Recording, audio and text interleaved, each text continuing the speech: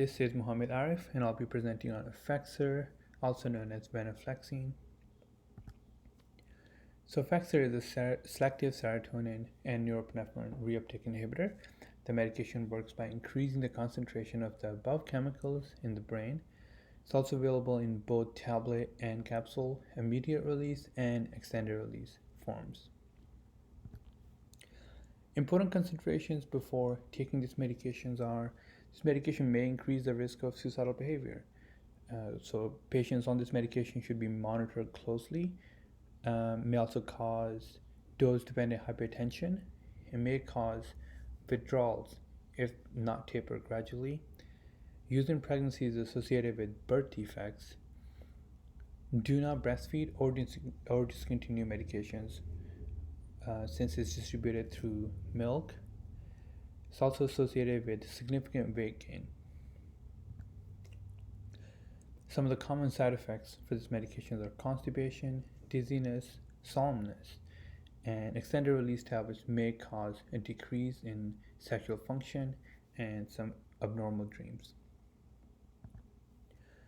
Some of the contraindications for this medication are use of MOA inhibitors, for example, selegiline, in the past 2 weeks, and hypersensitivity to venlafaxine or its ingredients. So for general administration, this medication should be taken with food. Immediate release tablets are usually taken 2 to 3 times a day, and the extended release tablets are taken at the same time once a day. Do not crush or chew ER tablets and swallow whole with full glass of water, and the capsules may be opened and sprinkled over a small amount of applesauce and swallowed without chewing. Medication should be initiated at a low dose and increased dose slowly over several weeks.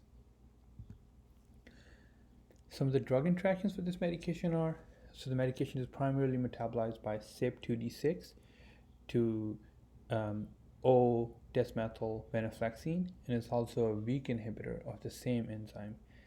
So use caution when co-prescribing other drugs that inhibit or induce CYP2D6 or 304. It may also cause serotonin syndrome. Caution is advised when using other medications that might cause this syndrome. Its bioavailability is 45% and is 27% plasma bound. General precautions while on this medication: assess patients for changes in behavior, self-harm, and worsening depression. Long-term therapy is usually required. However, reevaluate therapy in the future visits. Do not initiate venlafaxine until 2 weeks after the discontinuation of the MOA inhibitors if the patient was previously on them. Do not stop taking this medication abruptly and taper gradually. Monitor weight gain and reassess therapy for adherence. In case of a missed dose, take it as soon as you remember, unless it's time for the next dose. And generally avoid drinking alcohol while taking this medication. So the medication is usually indicated for one of the major indications are major depressive disorder.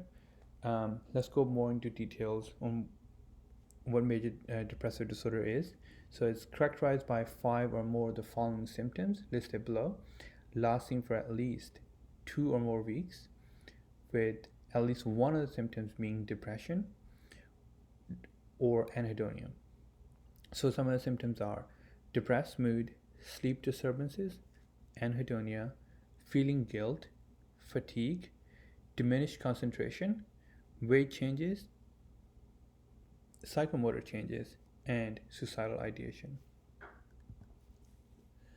So women are at higher risk than men for this disorder, and the peak age of onset is usually in the 3rd trimester of life. And some of the screening tools are PHQ-9 or Beck's Depression Inventory, which is 21 questions, and patients should be evaluated for suicidal risk, and appropriate resources should be made available. So general dosage for major depressive disorder is The medication usually initiated at 75 milligram daily, divided in 2 to 3 doses for IR tablets or single dose for ER tablets. And the medication dose may be increased by 75 milligram every 4 days if needed, and do not exceed more than 375 milligram per day. It's also indicated for general anxiety sometime, and to initiate initial dose for general anxiety is 35.5 milligram to 75 milligram once daily, and may be increased by 75 milligram every 4 to 7 days, and do not increase more than 225 milligram per day.